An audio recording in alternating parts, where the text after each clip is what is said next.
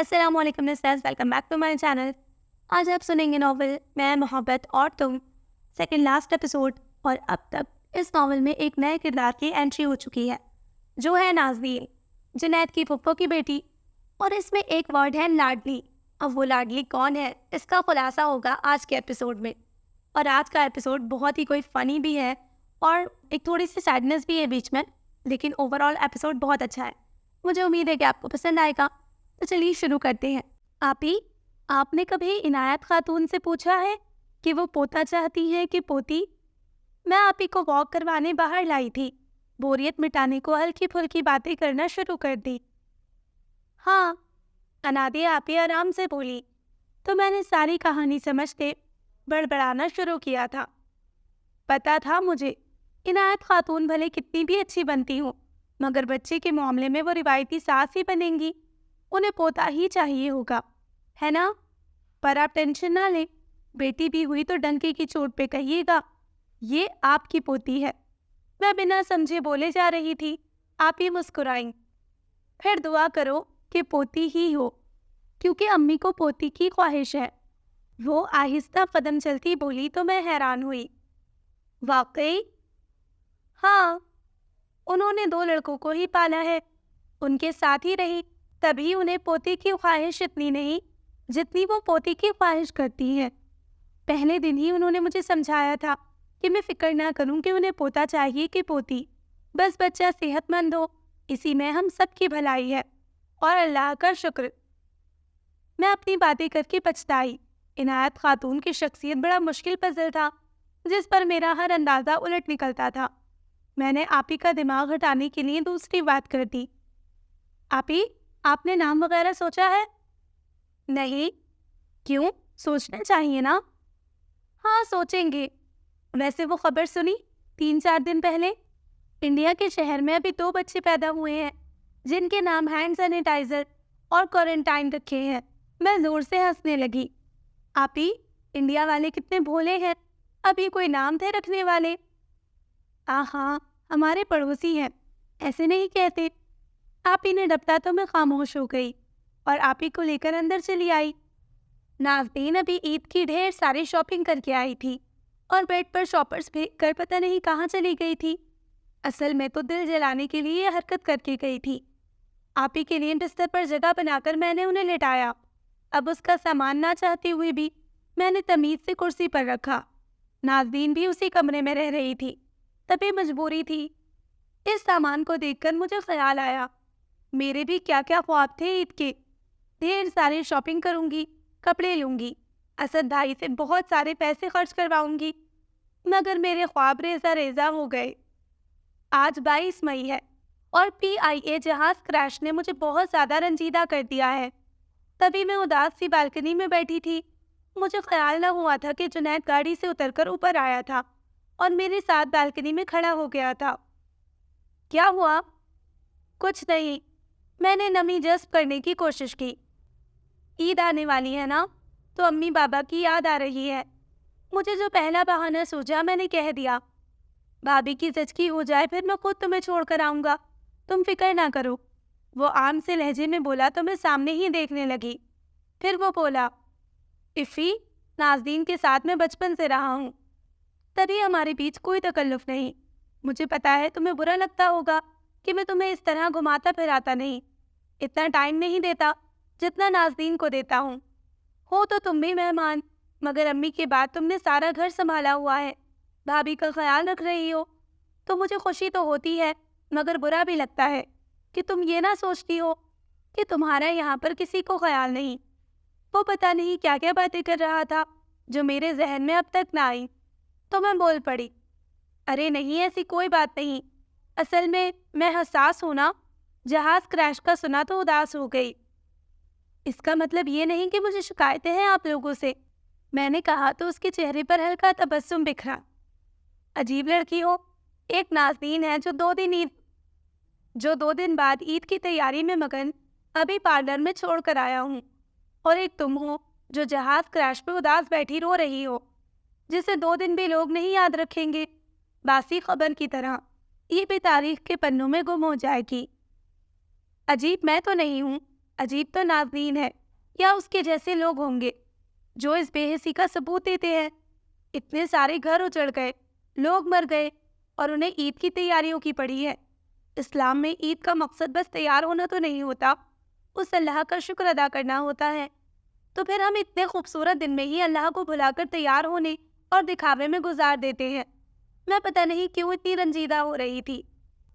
اچھے خیالات ہیں تمہارے، ایک بات کہوں، ادھر ہر کوئی اپنا اپنا غم چھپائے پھرتا ہے، کہیں کہیں دکھاوا بھی ضروری ہو جاتا ہے۔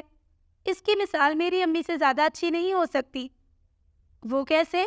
میں بولی، امی جب چھوٹی تھی تو ان کی امی یعنی میری نانی کا انتقال ایسی بیماری سے ہوا جو گندگی سے پھیلتی ہے۔ وہ وہیں سے وہمی ہو گئی۔ ان کے 2 بھائی تھے، چھوٹے یعنی میرے ماموں۔ امی نے اپنے دونوں بھائیوں کو خود پالا، ہمیشہ صاف ستھرا رکھا، انہیں خود پڑھایا، مگر وہ دونوں انہیں چھوڑ کر ہمیشہ کے لیے اسٹیٹس چلی گئے، وہیں پر شادیاں بھی کر لی۔ امی اس بات سے بہت غمزدہ تھی۔ پھر میرے نانا نے بھی زبردستی میرے ڈیڈی سے ان کی شادی کروا دی۔ وہ اور زیادہ دکھی ہو گئی۔ ڈیڈی اچھے انسان ہیں، بس اپنے بہن بھائیوں کی باتوں میں جلدی آ جاتے ہیں۔ یہی بات ان کے بیچ بہت بڑا اور گہرا خندق کھود چکی تھی۔ شادی کے شروع میں ڈیڈی اور امی ٹھیک ٹھاک تھے، شہر سے گاؤں آئے، انہیں تکلیف تو ہوئی مگر کچھ وقت کے بعد وہ سیٹ ہو گئی۔ وہ پکا گھر بنوانا چاہتی تھی مگر سارے خاندان نے اس بات کی مخالفت کی۔ اس بات نے امی کو ڈیڈی کی نظروں میں کمزور کر دیا، انہیں الگ پورشن میں بھیج دیا گیا۔ اسد بھائی کی پیدائش پر امی نے ٹھان لیا تھا کہ وہ اسد کو ایک پڑھا لکھا شخص بنائیں گی، مگر اس بیجا احتیاط نے اسد بھائی کو بہت نازک مزاج بنا دیا تھا۔ میری پیدائش پر ڈیڈی مجھے امی کے ساتھ رہنے پر آمادہ نہ ہوئے تو مجھے زبردستی امی سے چھین کر پھپھو کے پاس بھیج دیا۔ میں وہی پلا بڑا ہوں، مجھ میں نازک مزاجی تو نہیں آئی مگر میں ماں کی محبت سے ہمیشہ محروم ہی رہا۔ بڑی پھپھو میرا اس طرح خیال نہ رکھتی تھی جیسے امی رکھ سکتی تھی، مگر ڈیڈی کو یہ سب نظر نہ آتا تھا۔ مجھے تڑپتا دیکھ کر امی زبردستی پھپھو سے لے آئی تو پھپھو چار لگا کر ڈیڈی کو وہ سب سناتی اور وہ چراغ پا ہو کر امی سے لڑتے جھگڑتے رہتے۔ وقت گزرتا رہا، اسد بھائی اسلام آباد آئے تو ڈیڈی کے وقتی جھگڑے نے امی کو یہاں لا بٹھایا اور پیچھے پھپھو اور چاچاؤں نے میرے ڈیڈی کی دوسری شادی کروا دی۔ یہی وجہ ہے کہ امی نے پھر کبھی ڈیڈی سے ملنے کی بات نہ کی اور آج تک ناراض ہے، مگر کبھی انہوں نے کسی کو جتایا نہیں اور نہ اپنے دکھ کی کسی کو خبر ہونے دی۔ کیا؟ یعنی علی گوہر صاحب نے دوسری شادی کر رکھی ہے؟ میں واقعی حیران ہوئی تھی۔ میرے چچا نے اپنی سالی سے زبردستی ان کی شادی کروا دی۔ امی اس بات سے بہت زیادہ ہرٹ ہوئی۔ میں بھی بچپن میں امی کو ایسے سمجھتا تھا کہ امی غلط ہے، مگر آہستہ آہستہ میں امی کے ساتھ زیادتی ہوتے دیکھتا رہا۔ جب تک سمجھ آیا تب تک بہت دیر ہو چکی تھی۔ جب ڈیڈی کی دوسری شادی ہوئی تو میں نے بھی گاؤں چھوڑ دیا اور ادھر آ گیا۔ امی جتاتی نہیں کہ ان کے اندر کتنا دکھ ہے، مگر اب ہم سب جانتے ہیں۔ اسی دکھ کو اندر رکھنے کے لیے وہ اپنا دل اور دماغ اپنے صفائی ستھرائی والے کاموں میں لگائے رکھتی ہیں، مگر اب ڈیڈی کو دیکھ کر وہ پھر سے چپ بھی اسی وجہ سے ہو گئی ہے جو وہ کب سے چھپائے بیٹھی تھی۔ اب وہ باہر آنے کو تھا اور وہ باہر نہیں لانا چاہتی تھی۔ تو بس دعا کرو ان کی رپورٹس نیگیٹو آئے تاکہ وہ ہمت کرے اور ڈیڈی کی خواہش کو مسخ کرے۔ کیسی خواہش؟ یہی میری اور نازنین کی شادی۔ امی نے ہمیشہ ایسے پڑھے لکھے ماحول کا خواب دیکھا ہے جیسے ابھی یہ ہے۔ تم نے دیکھا نہیں پچھلے 3-4 دنوں سے ماحول کتنا چینج ہو گیا ہے؟ امی ایسے ماحول سے گھبراتی ہے۔ وہ اپنے بھائیوں کی شادی ایسے پڑھے لکھے ماحول میں کرنا چاہتی تھی تاکہ پھر وہ بھی کسی اچھے گھرانے میں شادی کرے، مگر ہوا بالکل اس کے برعکس۔ شہر سے گاؤں آ گئی، اسد بھائی کو پڑھا لکھا کر اسلام آباد آ گئی تو خوش ہوئی، مگر یہ خوشی بھی ڈیڈ کی دوسری شادی کی نظر ہو گئی۔ تب سے آج تک میں نے کبھی انہیں روتے شکایت کرتے نہیں دیکھا۔ اصل میں وہ اب اتنی عادی ہو گئی ہیں کہ اب وہ بڑی سے بڑی بات برداشت کر جاتی ہیں، دل میں رکھ لیتی ہیں۔ پہلے ماموں نے ان کا اعتماد توڑا، پھر نانا نے، پھر ڈیڈی نے۔ اب وہ اپنے بیٹوں کے ہاتھوں اعتماد نہیں ٹوٹتا دیکھنا چاہتی، تبھی خاموش ہو گئی ہیں۔ امی دکھاوا کر کے کتنا بھی بے فکر بے حس بن جائے مگر وہ کبھی کوئی چیز ظاہر نہیں کرتی۔ میں بس ان کا یہ اعتماد نہیں ٹوٹتے دیکھنا چاہتا، تبھی اللہ سے دعا کرتا ہوں وہ وقت کبھی نہ آئے۔ جنید میرے سامنے کیا کیا باتیں کر کے جا چکا تھا۔ میں بے یقین سی کھڑی باہر پتہ نہیں کسے دیکھ رہی تھی۔ آج عنایت خاتون کی ہر چیز مجھ پر ظاہر ہو چکی تھی۔ میں انہیں کیا سمجھتی تھی اور وہ کیا تھی؟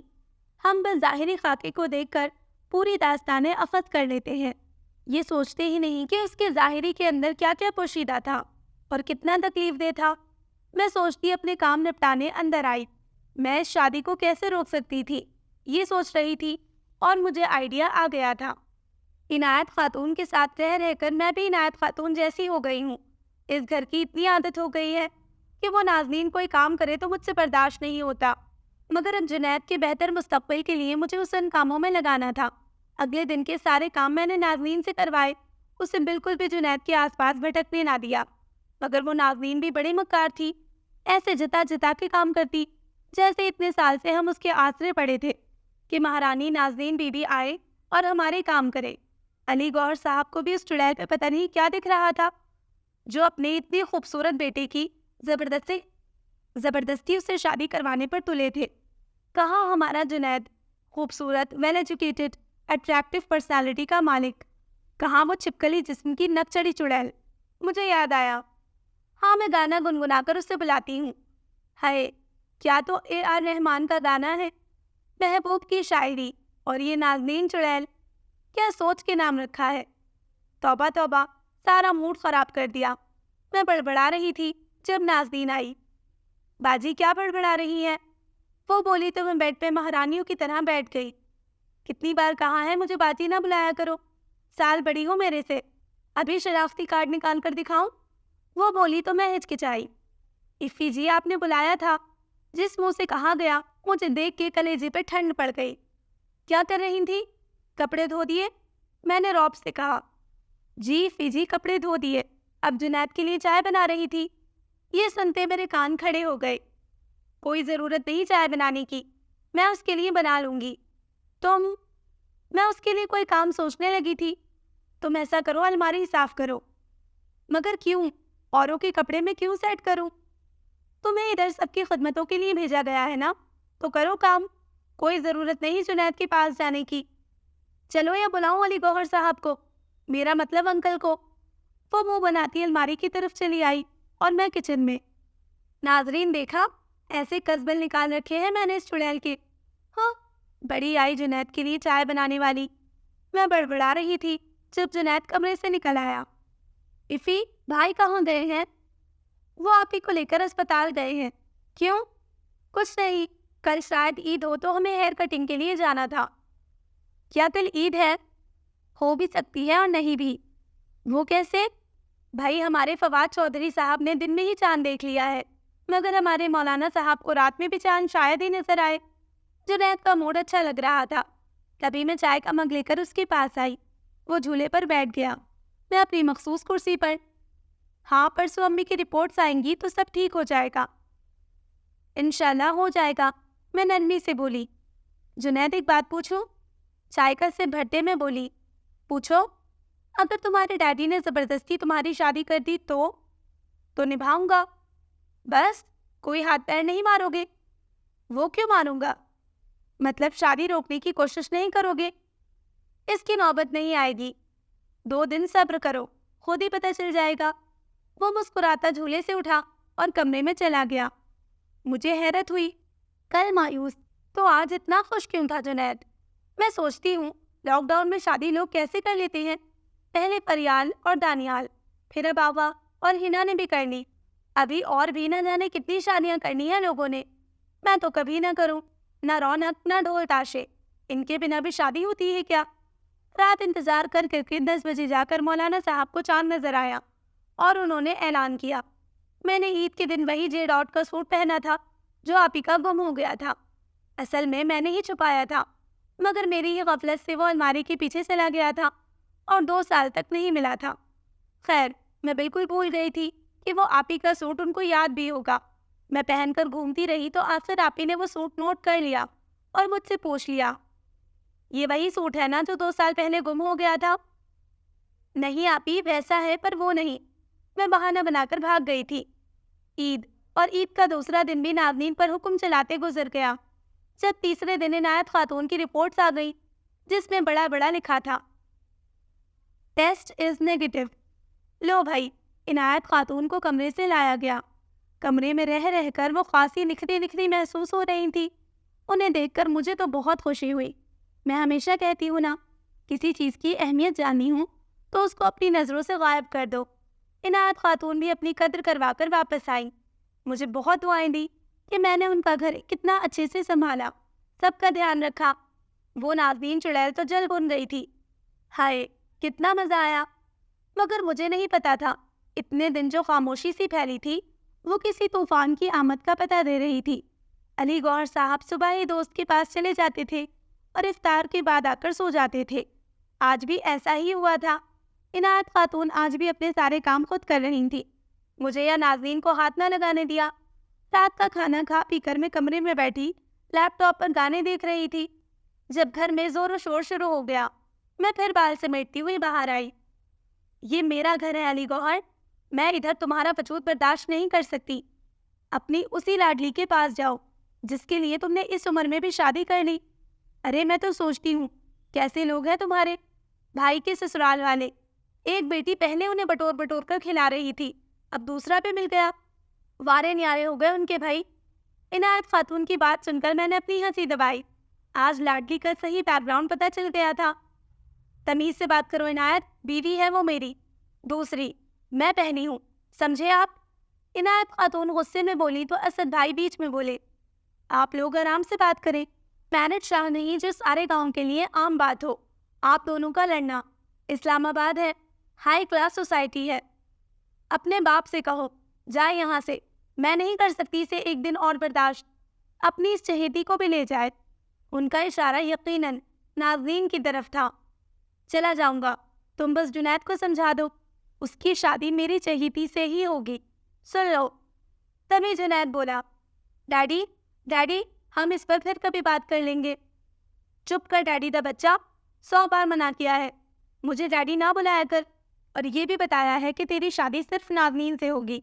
علی گوہر صاحب آرام سے کہتے چارپائی پر لیٹنے لگے۔ جنید ان سے کہو یہ چارپائی میری ہے، میں کسی کا یہاں بیٹھنا تک پسند نہیں کروں گی۔ بلکہ یہ بتاؤ ان کو بلایا کس نے ہے؟ کہاں تو کھانسنے سے فرصت نہیں ملتی تھی، اب بھاگے چلے آئے ہیں، سارے گھر پہ قبضہ کر رکھا ہے۔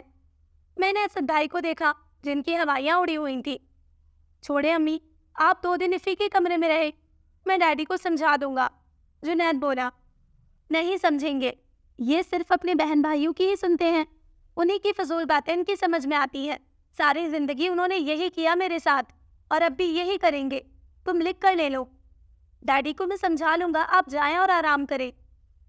صبح صبح آنکھ کھلی اور میں نہا دھو کر باہر آئی تو عنایت خاتون اپنے سارے کام نپٹا کر جھولے پر بیٹھی اپنا شغل پورا کر رہی تھی۔ مجھے دیکھتے ہی وہ کچن کی طرف بڑھی۔ چائے بنی ہوئی ہے، میں گرم کر کے لاتی ہوں، بس 40 منٹ پہلے بنائی تھی۔ نہیں نہیں میں خود بنا لیتی ہوں، میں نے منہ بگاڑ کر کہا۔ پتہ نہیں کتنی دیر پرانی چائے مجھے پلا رہی ہے، کنجوس کہیں کی۔ عنایت خاتون چائے گرم کرنے لگی اور میں ڈائننگ ٹیبل پر اپنی مخصوص کرسی پر بیٹھی۔ عنایت خاتون آنٹی، اسد بھائی آفس گئے ہیں؟ ہاں، اور آپ ہی کہاں پر ہیں؟ ابھی چائے پی کر کمرے میں گئی ہے۔ اور وہ نازنین کہاں پر ہے؟ میں نے خاصے برے منہ سے کہا، وہ اتنی جلدی کہاں اٹھتی ہے؟ اور جنید بہت دیر تک بیٹھا ہوا تھا، پھر بور ہو کر کمرے میں چلا گیا۔ اور آپ نے کیا سوچا؟ کس بارے میں؟ جنید اور نازنین کے بارے میں؟ اللہ نہ کرے، میں کیوں کروں گی ان کی شادی؟ اچھا پھر؟ بس کوئی بھی لڑکی نظر آئے گی تو میں اس سے جنید کی شادی کر دوں گی۔ اچھا اب تو آپ کو کورونا بھی نہیں، پھر جلدی کیوں بچا رہی ہیں؟ جنید پڑھ لے، نوکری کر لے، پھر آرام سے کرتا رہے شادی۔ پتہ نہیں کل کو میں ہوں یا نہ ہوں، پھر یہ علی گوہر صاحب اپنی پھپھو کی جاہل اولادوں میں کروا دیں گے شادی تو بس۔ اور ویسے بھی اچھا خاصا بینک بیلنس ہے جنید کے پاس، اچھے خاصے پیسے ملتے ہیں اسے، کھاتا پیتا ہے، کس چیز کی کمی ہے اس میں؟ عنایت خاتون گرم چائے کا مگ لے کر میرے پاس رکھ کر جھولے پر بیٹھ گئی۔ ڈفی، تمہاری نظر میں ہے کوئی لڑکی، کوئی دوست، سہیلی یا کزن؟ میری نظر میں نے سر کھجایا۔ ہاں وہ پھپھو کی بیٹی ہے۔ کون؟ دعا۔ اب وہ بد دعا ہی رہ گئی ہے میرے بیٹے کے لیے، ایسے روندو پوتھے والوں کے لیے اس گھر میں کوئی جگہ نہیں۔ مجھے ہنسی آ گئی۔ دعا اور جنید، میں نے جھرجھری لی۔ میری 2 سہیلیاں ہیں، ایک کی تو شادی ہو گئی تھی اور دوسری کی بات چل رہی تھی، اب شاید ہو گئی ہو منگنی شنگنی۔ میں مگ اٹھا کر ان کے پاس آ کر بولی، چچا کی بیٹی بھی ہے؟ میں نے کرسی پر بیٹھ کر عنایت خاتون سے بات آگے بڑھانی چاہی۔ کون چچا؟ غلام رسول۔ کون؟ ہاں، وہ جو تمہارے باپ کی زمینیں کھا کر بیٹھ گیا، ابھی بھی آتا ہے تمہارے گھر؟ انہوں نے تو میری دکھتی رگ پہ ہی ہاتھ رکھ دیا تھا۔ توبہ توبہ، کیسا تماشا لگایا تھا دونوں بہن بھائی نے، اللہ معاف کرے، کوئی دشمن بھی ایسا نہیں کرتا جو ان دونوں نے کیا۔ انہوں نے باقاعدہ کانوں کو ہاتھ لگاتے ہوئے کہا تھا۔ آپ نے دیکھا تھا؟ میں نے تجسس سے پوچھا۔ اللہ نہ کرے، میرے پاس اتنا فالتو وقت نہیں تھا کہ میں تمہارے خاندان کے جھگڑے دیکھتی۔ انہوں نے مجھے گھرکا، جیسے میں افی نہیں چچا غلام رسول تھی۔ ویسے کون سی بیٹی ہے اس کی؟ وہی جو عشق ممنوع میں بہتر خود کو سمجھتی تھی مگر لگتی فردوس جیسی تھی۔ ہاں، آئی بڑی بہتر، میں آہستہ سے منہ ہی منہ میں بڑبڑائی۔ وہ جو موٹی ہے؟ عنایت خاتون نے خود ہی اندازہ لگا لیا تھا۔ ارے وہ تو چھوٹی ہے، میں تو بڑی کی بات کر رہی ہوں۔ ہے؟ وہ موٹی جو ہے وہ چھوٹی ہے تو بڑی کون سی ہے؟ وہی جو پتلی ہے اور ڈاکٹر بن رہی ہے۔ ہے؟ یہ کب ہوا؟ بیٹا بیرسٹر بن گیا، بیٹی ڈاکٹر بن گئی۔ عنایت خاتون واقعی حیران تھی۔ تو موٹی انجینئر بن گئی ہوگی؟ نہیں، وہ تو میرے ساتھ پڑھ رہی ہے، کورونا کی وجہ سے پیپر نہیں ہوئے نا، میں نے سر کو جاتے ہوئے کہا۔ اچھا کیا بن رہی ہے ڈاکٹر میں؟ وہ بڑی والی؟ Physio therapist. ماشاء اللہ، وہ کیا ہوتا ہے؟ مالشی۔ استغفر اللہ، مالشی سے کرواؤں گی میں جنید کی شادی؟ مجھے تو دونوں پسند نہیں۔ مٹی پاؤ۔ میں مگ سے چائے کا آخری گھونٹ بھر کر کچن کی طرف بڑھی۔ میں بھی کیا رشتے کروانے والی آنٹی بنی رشتے کرواتی پھر رہی تھی، جیسے رشتے طے ہونے پر کمیشن مل جاتا۔ میں مگ دھوتی بڑبڑا رہی تھی۔ ڈفی، تم بھی نا؟ میں نے خود کو سرزنش کی تھی۔ میں ہڑبڑا کر اٹھی تو سامنے عنایت خاتون گیلے بالوں کے ساتھ کھڑی مجھے جگا رہی تھی۔ لگتا تھا ہڑبڑا کر نہا کر آئی ہے، جلدی، تبھی کپڑے بھی گیلے گیلے سے تھے۔ ڈفی اٹھو، تمہاری آپی کے اسپتال جانے کا وقت ہو گیا ہے، جاؤ تیار ہونے میں اس کی مدد کرو۔ مجھے بات سمجھ آئی تو مجھے پریشانی ہوئی۔ آپی تو ٹھیک ہے نا؟ کہاں ہے وہ؟ آئے ہائے، تمہاری آپی کو کیا ہونا ہے؟ نہا رہی ہے سکون سے، اس حالت میں بھی نہا رہی ہے۔ میں حیران ہوئی۔ تو اسپتال ایسے ہی چلے جاتے ہیں کیا؟ چلو اٹھو اور آپی کا بیگ تیار کرو۔ انہوں نے ڈپٹا تو میں منہ بناتی اٹھی۔ ان کا بس چلے تو سونے کے بعد اور اٹھنے سے پہلے بھی نہائے۔ ہاں، میں بڑبڑاتی الماری کھولنے لگی، چن کے پیارے 7-8 سوٹ نکال کر بیگ میں رکھے۔ جب عنایت خاتون اندر آئیں، تم نے بیگ ابھی تک تیار نہیں کیا، کیا کرو گی تم ڈفی آگے جا کر؟ ہم اسپتال جا رہے ہیں، مری نہیں، جو اتنے اچھے کپڑے ڈال دیے ہیں تم نے۔ ہم اسپتال میں پورے ہفتے کے لیے نہیں جا رہے، ایک سوٹ ڈالو اور گاڑی میں رکھ کر آؤ۔ میں نیند کے نشے میں ٹکرے کھاتی پتہ نہیں کیسے گاڑی تک پہنچی۔ اسد بھائی گاڑی نکالے کھڑے تھے۔ عنایت خاتون آپی کو لے کر آئیں، وہ بیٹھے تو میں بھی بیٹھنے لگی۔ جاؤ، جا کر سو جاؤ، تمہارا کیا کام ہے اسپتال میں؟ مجھے بیٹھتا دیکھ کر عنایت خاتون نے کہا۔ مجھے ادھر پریشانی ہوگی آپی کی، میں بھی چلتی ہوں نا؟ ہاں، سب چلو، کوئی ضرورت نہیں، جاؤ سو جاؤ۔ گاڑی سرمئی روڈ پر دوڑتی باہر چلی گئی۔ میں انہیں بس دیکھتی رہی۔ اب نیند مجھے کہاں آنی تھی؟ 15 منٹ بعد ہی میں نے عنایت خاتون کو فون کر دیا۔ عنایت خاتون آنٹی، آپی ٹھیک ہے نا؟ ہاں بھائی ٹھیک ہے۔ آپی گئی اوٹی میں؟ ڈفی، ہمیں اسپتال تو پہنچنے دو۔ میں نے شرمندہ ہو کر فون ہی کاٹ دیا، مگر مجھے بھی کہاں چین تھا۔ 20 منٹ بعد پھر فون کر دیا۔ کیا ہے ڈفی، آپ لوگ اسپتال پہنچ گئے؟ ہاں، چلے ٹھیک ہے، آپی کی خبر دیتے رہیے گا۔ میں نے فون کاٹ دیا۔ پھر آدھے گھنٹے بعد پھر فون کھڑکا دیا۔ ایک تو تم نے تنگ کر رکھا ہے، ڈفی کیا ہو گیا ہے؟ آنٹی مجھے پریشانی ہو رہی ہے، زچگی اندر اوٹی میں ہو رہی ہے، پریشانی تمہیں گھر پر ہو رہی ہے، بند کرو فون، کچھ ہوگا تو بتا دوں گی۔ اس بار انہوں نے فون بند کر دیا تھا۔ میں انتظار ہی کرتی رہ گئی، ہلکی نیند کے جھٹکے لگتے رہے، مگر یہ آپی کے لیے پریشانی تھی جو مجھے سونے نہیں دے رہی تھی۔ آدھا گھنٹہ اور گزر گیا، پھر ہمت کر کے میں نے عنایت خاتون کو فون کیا تو انہوں نے اٹھایا ہی نہیں۔ میں تو شرم سے زمین میں گڑ گئی، تبھی کہہ رہی تھی کہ مجھے ساتھ چلنے دے، مگر نہیں۔ ہاں، میں بڑبڑائی، جاگتے سوتے پتہ نہیں کتنا وقت ہو گیا تھا۔ عنایت خاتون کی غیر موجودگی میں جھولے پر بیٹھنے کا موقع مل گیا تھا۔ وہیں بیٹھے بیٹھے میں سو رہی تھی جب میری آنکھ جنید کی آواز پر کھلی۔ آپ ہی آ گئی؟ میں ہڑبڑا کر اٹھی اور جنید سے پوچھنے لگی۔ نہیں، ابھی کہاں، ان کا آپریشن ہوا ہے تو 2-3 دن وہیں رہیں گی۔ اور تم نے بیگ میں صرف آپ ہی کی چیزیں رکھی، بچے کی نہیں؟ کہاں رکھی ہے؟ 2 تو میں اسپتال دے کر آؤں۔ پر آنٹی نے تو بس آپ ہی کے سامان کا کہا تھا۔ میں بڑبڑاتی کمرے میں آ گئی اور سامان لے کر باہر آئی۔ چلو میں چلتا ہوں، تم دروازہ بند کر دو، جنید کہہ کر مڑا تھا تو میں نے سوال کیا۔ تم کب تک آؤ گی؟ تھوڑی دیر میں۔ تو میں بھی چلوں؟ اور نازلی پڑی سوتی رہے، کون سا اسے پتہ چلے گا؟ ہم تب تک اسپتال سے ہو کر آ جائیں گے۔ چلو چابی لے کر دروازہ لاک کرو، میں گاڑی نکالتا ہوں۔ اور اگلے ہی پل میں اس 2 سیٹر گاڑی میں تھی۔ حیران تو میں جنید کی تیاری دیکھ کر تھی۔ مشکل سے صبح کے 5-5:30 کا وقت تھا، مگر جنید ایسا تیار تھا جیسے کسی دعوت میں جا رہا ہو۔ اوپر سے اسد بھائی بھی اتنے تیار تھے۔ رات کے اس پہر جب آپی کو اسپتال لے کر جایا جا رہا تھا۔ واقعی عجیب لوگ ہیں، ہمیں تو جیسے ہولی کی پرواہ ہی نہ ہوتی۔ اور یہ دونوں عنایت خاتون اور آپی بھی کیسے خود کو ہر وقت اپ ٹو ڈیٹ رکھتی ہیں۔ میں تو نہائی بھی نہیں، اور جنید کو دیکھو کیسا خوشبو میں نہا رہا ہے۔ اس کی تیاری دیکھ کر میں نے اپنی کریچر سے ہلکے پھلکے بال سیٹ کیے، آنکھیں واقعی صاف کی، سائڈ مرر کو دیکھتے آنکھیں پٹپٹائیں، تھوڑی بہتر دکھی تو آرام سے بیٹھی۔ ہسپتال پہنچ کر ہم نے گاڑی پارکنگ میں روکی۔ جنید نے مجھے ماسک دیا جو میں پہن کر نیچے اتری۔ جنید بھی بیگ لے کر نیچے اترا۔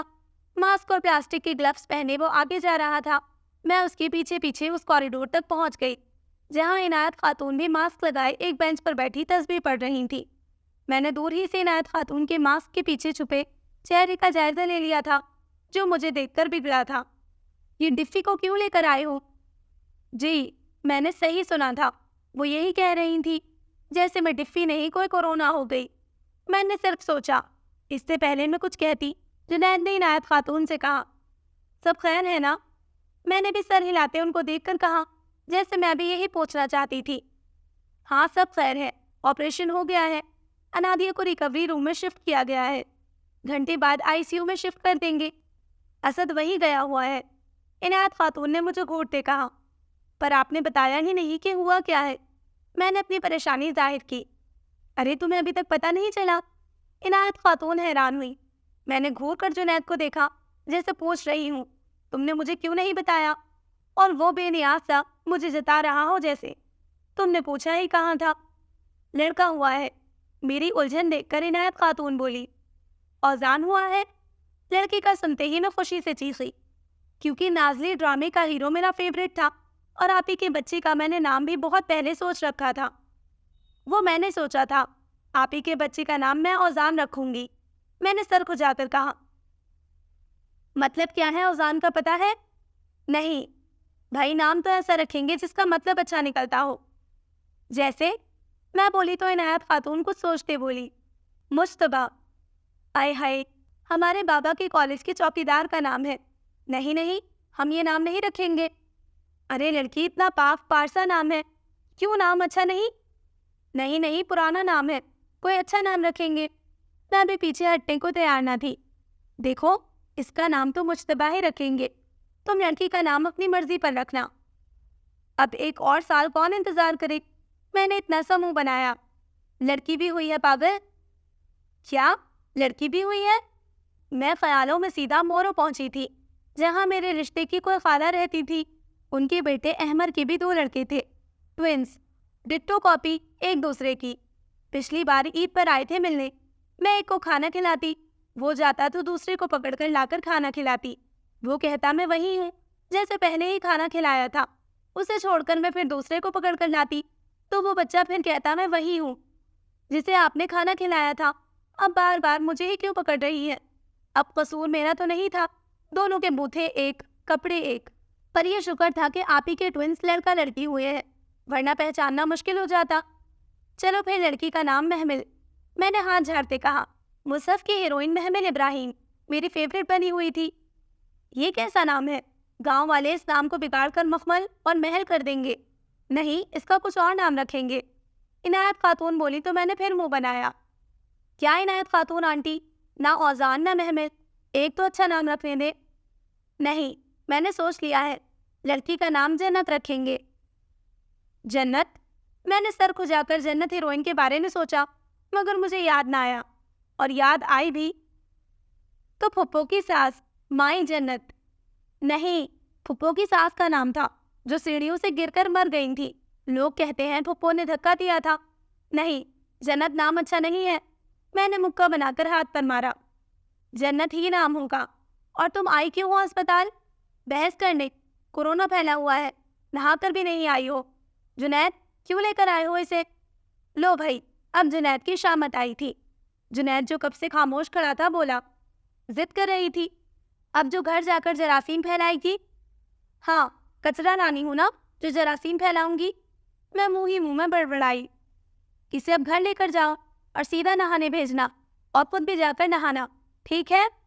وہ بولی تو جنید نے مجھے کہا، چلو ایفی، پر بچے تو دیکھنے دے۔ کوئی ضرورت نہیں، نہا کر نہیں آئی ہو، اندر کے الگ جراثیم، اوپر سے کورونا، کوئی ضرورت نہیں ان کے پاس جانے کی۔ ویسے بھی ڈاکٹرز نے انہیں سیف جگہ پر رکھا ہوا ہے، کسی کو ملنے نہیں دے رہے۔ وہ ایسے بولیں کہ اب کوئی جواز نہ رہا تھا۔ جنید جو پہلے ہی جا چکا تھا، میں بھی اس کے پیچھے چل پڑی۔ جب عنایت خاتون کی آواز آئی، سیدھے گھر جانا۔ ہاں، ابھی تو مال وغیرہ کھلے ہوں گے نا، جو شاپنگ کرنے جاؤں گی۔ ہاں، میں بڑبڑاتی اسپتال سے نکلی۔ اسد بھائی، میں نے کپڑے فرائی کر دیے ہیں، جوتے استری کر دیے ہیں، اور ناشتہ پالش کر دیا ہے۔ ہسپتال سے واپس آ کر میں کتنی دیر جنید سے باتیں کرتے کرتے پتہ نہیں کب سو گئی تھی۔ آنکھ تب کھلی جب اسد بھائی نے گھر کے دروازے پر دستک دی۔ میں نیند کے خمار میں دروازہ کھولتی اسد بھائی کو اندر آتا دیکھ رہی تھی۔ افی، میرے لیے ناشتہ بنا دو، مجھے کام سے آفس جانا ہے۔ جنید کو بھی اٹھا کر کہو کہ میرے کپڑے استری اور جوتے پالش کر دے۔ وہ کہہ کر چلے تو میں نے جنید کے کمرے کے دروازے پر ہلکی سی دستک دی، مگر جنید نہ اٹھو، ہمت کر کے میں نے خود ہی کپڑے استری کیے، جوتے پالش کیے اور ناشتہ بھی تیار کر لیا تھا۔ جب اسد بھائی کو یہ اطلاع دینے آئی، اور اسد بھائی جو تولیہ لیے میری بات آرام سے سن کر واش روم میں نہانے جا رہے تھے، جب جھٹکا کھا کر رکے۔ کیا؟ وہ تولیہ بستر پر پھینک کر کچن کی طرف دوڑے۔ تم نے واقعی میرے کپڑے تل دیے ہیں؟ وہ توے کے اوپر رکھے ڈھکن کو ہٹا کر بولے تھے۔ میں جو اب تک عجیب نظروں سے اسد بھائی کو کچن میں بھاگتے ہوئے آ کر دیکھ کر حیران ہو رہی تھی، نہ سمجھی میں میرے منہ سے بس اتنا ہی نکلا۔ اسد بھائی نے تیار شدہ ناشتہ، استری شدہ کپڑے اور پالش شدہ جوتے دیکھے تو سکون کا سانس لیا، اور پھر نرمی سے بولے، ساری رات کی جاگی ہوئی ہو، جاؤ جا کر آرام کرو، میں باہر سے لاک کر دوں گا دروازہ۔ میں سر ہلاتی اپنے کمرے میں چلی آئی اور دھڑام سے بستر پر گری، اور اس لڑکی کو دل میں بددعائیں دے رہی تھی جو نیچے گدے پر سوئی پرستان گھوم رہی تھی، جس کو خدمت کے لیے جنید کی پھپھو نے بھیجا تھا۔ لعنت ایسی خدمت پر! میں سوتی بنی۔ 3 دن کے بعد آپ ہی گھر آ گئی تھی۔ روز میں کھانا بنا کر جنید کے ہاتھوں اسپتال بھجواتی۔ عنایت خاتون گھر پر نہ تھی تو بڑے مزے سے میں گھر پر راج کر رہی تھی۔ بس ایک نازنین تھی جس نے میرے ناک میں دم کر رکھا تھا۔ عنایت خاتون کے ہوتے بلا وجہ ہر کام میں ٹانگ اڑاتی تھی، مگر ان کے جاتے ہی وہ بس بستر نہیں گدا توڑ رہی تھی۔ 2 دن سے نہانا تک گوارا نہ کیا تھا۔ گدلی! خدا نہ خواستہ اگر اس کی جنید سے شادی ہو گئی تو میری آپی کا تو حشر برا ہو جانا ہے۔ میں پھر اسی فلیش بیک میں چلی گئی، جہاں میری معصوم آپی مستقبل میں میلی کچیلی کام کرتی نظر آ رہی تھی، اور اسد بھائی کی جھڑکیاں کھاتی فرش پر سوتی نظر آئی تو میں چیخ پڑی۔ نہیں، میں اتنی زور سے چیخی کہ مجھے بھی اپنے کانوں پر ہاتھ رکھنے پڑے۔ سوچو بیٹا سوچو، میں بڑبڑائی، کچھ تو کرنا پڑے گا۔ میں ادھر ادھر ٹہلتے ہوئے سوچنے لگی، کیا کروں؟ میں رک کر اپنی کمر پر ہاتھ رکھ کر ایک ہاتھ دماغ پر مارنے لگی، تبھی کچھ کلک کیا۔ ہاں، یہ آئیڈیا اچھا ہے۔ چلے فی، اب تمہیں ایکتا کپور اور شوبھا کپور کے ڈرامے کسوٹی زندگی کی کمولکا، کیونکہ ساس بھی کبھی بہو تھی، کی مندرا، کم کی رینوکا، اور کہیں تو ہوگا کہ رشی اگروال کی فیمیل ورژن بننا پڑے گا۔ مطلب عنایت خاتون اور اس ناظرین میں پھوٹ ڈلوانی پڑے گی، اور یہ پھوٹ ڈلوانے میں میری مدد کرے گی گند کی۔ ہاں، میں خباثت سے ہنسی۔ میرا پوتا ہوا ہے اور کسی نے مجھے بتایا تک نہیں۔ دروازہ کھٹکنے پر جیسے ہی میں نے دروازہ کھولا تو سامنے علی گوہر صاحب کھڑے تھے۔ اتنی بری شکل تھی، اوپر سے اور بری شکل بنائے وہ سامنے کھڑے تھے۔ پوتا نہیں، پوتی بھی ہوئی ہے، علی گوہر انکل، میں نے دروازہ بند کیا اور ان کے پیچھے آتے ہوئے بتایا۔ ہاں ہاں پتا ہے، پر کہاں ہے میرا پوتا؟ وہ بے چینی سے کہتے آپ ہی کے کمرے میں گھس گئے۔ پھر پوتا؟ روایتی سسر کہیں کے، بس گھر کی کھیتی باڑی سنبھالنے کے لیے لڑکے اور پوتے ہی چاہیے ہوتے ہیں ان وڈیروں، رئیسوں اور زمینداروں کو۔ ہاں، میں منہ ہی منہ میں بڑبڑاتی ان کے پیچھے کمرے میں گھسی۔ علی گوہر صاحب کو کمرے میں آتا دیکھ کر آپ ہی جو لیٹی تھی ہڑبڑا کر اٹھ بیٹھی اور دوپٹہ ٹھیک کرنے لگی۔ علی گوہر صاحب کوٹ کے پاس کھڑے اپنے پوتے پر جھکے کچھ کہہ رہے تھے اور پھر جیب میں سے کچھ ٹٹول کر پیسے نکالے اور سر پر وار کر پوتے کے سینے پر رکھ دیے۔ میرا دل چاہا ابھی جا کر یہ پیسے جھپٹ لوں، پر اسد بھائی کا لحاظ کر لیا۔ ابو بیٹی بھی ہوئی ہے۔ اسد بھائی نے اپنی بیٹی پارس کو گود میں لیتے علی گوہر صاحب کے پاس چلے آئے۔ ارے یہ تو بہت پیاری گڑیا ہے۔ علی گوہر صاحب نے پارس کے گال پر پیار کیا اور پیسے نکال کر اس کے سینے پر رکھے۔ واہ، بڑے فراخ دل ہیں علی گوہر صاحب۔ میں بھی بڑبڑانے سے باز نہ آئی۔ افی، ابو کے لیے چائے اور مٹھائی وغیرہ لے کر آؤ۔ آپ ہی شاید مجھے پیسوں پر للچاتی نظروں سے دیکھ کر بولی تو میں منہ بناتی باہر نکلی۔ ہاں، جو خاندان کی خدمت کرنے کے لیے لائی گئی ہے اس کو کوئی بھی کچھ نہیں کہتا، بس افی ہے نا خدمت کرنے کے لیے پھوکٹ میں۔ میں بڑبڑاتی باہر آئی تو سامنے ناظرین میرے ہی لائق پاپ کارن میری ہی کرسی پر بیٹھے کھائے جا رہی تھی اور عنایت خاتون کے ساتھ گپ شپ کر رہی تھی۔ یہ دیکھ کر میرا دل جل بھن کر کوئلہ ہو گیا۔ عنایت خاتون میرے سے تو باتیں نہیں کرتی اور اس کے ساتھ کیسے بیٹھی باتیں کر رہی ہے۔ ہاں، اپنی جو ہے، ایسے ہی سنی دیول، بابی دیول اور کرن کھیر نے دھرمیندر کو کہا تھا، اپنے تو اپنے ہوتے ہیں۔ میں گنگنائی اور فلم کی جگہ علی گوہر صاحب، عنایت خاتون، اسد بھائی اور جنید کو ناظرین کے ساتھ یہ گانا گاتا دیکھ کر میں نے ہاتھوں سے اپنا خیال مٹایا۔ کیا ہے یار ڈفی، تم بھی کیا سوچتی ہو اور کہاں سے کہاں نکل جاتی ہو؟ میں نے خود کو ڈانٹا۔ چل علی گوہر صاحب کے لیے چائے بنا۔ نہیں نہیں، ناظرین سے کہتی ہوں۔ کچن کی طرف جاتی میں پلٹی تھی اور عنایت خاتون کے پاس آ کر کھڑی ہو گئی۔ عنایت خاتون آنٹی، علی گوہر صاحب کے لیے چائے تو بنا لو جا کر۔ عنایت خاتون نے ٹکا سا جواب دیا۔ کون میں نے آنکھیں پھیلائی۔ نہیں تو ان کی لاڈلی کو بلاتی ہوں گاؤں سے۔ عنایت خاتون نے دانت پیسے۔ نہیں، اس لاڈلی کو بلانے کی کیا ضرورت ہے، یہ لاڈلی جو بیٹھی ہے۔ میں نے ناظرین کی طرف اشارہ کیا۔ ہاں، یہ بنائے گی چائے، 1-2 کپ توڑے گی، 1-2 سے سر توڑے گی، کچرا الگ کرے گی اور پھر سمیٹ لو سارا گھر ساری رات۔ اس سے بہتر تم ہی بنا لو۔ کاش میں بھی شروع دن سے ناظرین کی طرح پھوڑ بن کے مظاہرے کرتی تو میری جان ہی چھوٹ جاتی۔ میں حسب معمول بڑبڑاتی کچن میں چلی گئی۔ ہاں، پھوڑ ہے، کچرا کرتی ہے، مگر جنید کی شادی بھی اسی سے کروانی ہے۔ میں نے دانت پیس کر ناظرین کی طرف دیکھا جو پاپ کارن کھا کر مزے سے ٹی وی دیکھ رہی تھی۔ میں بھی یہ شادی نہیں ہونے دوں گی۔ میں نے چیزیں پٹک پٹک کر چائے بنائی اور مٹھائی کے ڈبے سے 2 رسگلے نکال کر پلیٹ میں ڈالے۔ پھر ادھر ادھر کسی کو یہاں متوجہ نہ پا کر 1 رسگلہ منہ میں ڈال دیا۔ کمبخت، مٹھائیوں کے ڈبے میں میرے فیوریٹ رسگلے، چمچم، گلاب جامن بہت کم ہوتے ہیں۔ بندہ پورا ڈبہ رسگلے اور گلاب جامن سے بھر کر لے آئے۔ بس منہ میں رسگلہ رکھ کر میں بڑبڑا رہی تھی۔ دل تو چاہ رہا تھا دوسرا رسگلہ بھی کھا جاؤں، پر چھوڑے، علی گوہر صاحب دانا ہے بچوں کے، 1 رسگلے کے تو حقدار ہے۔ میں نے مٹھائی سے گلاب جامن نکال کر پلیٹ میں سجایا اور یہ 2 مٹھائی کی پیڑے اور چائے لے کر کمرے میں گئی تو علی گوہر صاحب حارث کو اٹھائے باتیں کر رہے تھے۔ اب آپ سوچ رہے ہوں گے کہ بچوں کے نام مجتبیٰ اور جنت رکھنے تھے تو حارث اور پارس کیسے ہو گئے؟ تو جناب، عنایت خاتون کے ٹکر کا ایک بندہ ہے، اسد بھائی۔ انہوں نے بہت بحث کے بعد جا کر عنایت خاتون کو منایا ان ناموں پر تو وہ مان گئی اور میں نے اور آپی نے بھی سکون کا سانس لیا۔ اصل میں یہ نام انادیہ آپی نے سوچے تھے۔ اب اتنی تکلیف برداشت کر کے 2 بچوں کو جنم دینے کے بعد نام رکھنے کا اتنا حق تو بنتا ہے نا؟ بتائیے، بنتا ہے نا؟ عنایت خاتون کی رپورٹس آنے کے بعد علی گوہر صاحب اپنے دوست کے گھر رہنے چلے گئے تھے۔ کل رات یہاں رک گئے تھے اور اب صبح سے جنید کے کمرے میں جنید، اسد بھائی اور علی گوہر صاحب پتہ نہیں کیا کھچڑی پکا رہے تھے۔ میں سارے لاؤنج میں پھر رہی تھی، مگر مجال ہے جو اندر کی آواز باہر سنائی پڑی ہو۔ پھر ہمت کر کے میں کمرے کے دروازے پر کان لگا کر کھڑی ہو گئی۔ ہلکی ہلکی آواز سنائی دے رہی تھی۔ کیا برائی ہے ناظرین میں؟ یہ علی گوہر صاحب کی آواز تھی۔ میں یہیں کھڑے ہو کر آپی کے کمرے کی طرف دیکھنے لگی جہاں ناظرین بیٹھی تھی۔ کیا برائی ہے؟ برائی ہی برائی ہے، میں بڑبڑائی، پھر کان لگا کر سننے لگی۔ برائی تو نہیں، پر جب سے آئی ہے یا تو کھا رہی ہے یا سو رہی ہے، اسد بھائی بولے۔ ہاں تو کیا کرے؟ علی گوہر صاحب بھڑکے۔ کون سا ادھر مال مویشی بنے ہیں جن کی وہ دیکھ بھال کرے، دودھ نکالے، گھاس کاٹ کر لائے، ان کو چرانے کے لیے باہر لے کر جائے، آخر کیا کرے؟ چلو جی، یک نہ شد دو شد، میں بڑبڑائی۔ پھر بھی ابو جب سے آئی ہے ایک بھی کام نہیں کیا، اسد بھائی بولے۔ تو مہمان ہے بیچاری، پہلی بار آئی ہے، اور عنایت خاتون کہاں کام کرنے دیتی ہے کسی کو؟ علی گوہر صاحب بولے۔ پھر بھی افی کو دیکھے، ہم 3 دن اسپتال میں تھے تو کیسے سارا گھر سنبھالا، اب بچوں کو سنبھال رہی ہے، وہ بھی تو مہمان ہے۔ اسد بھائی کی آواز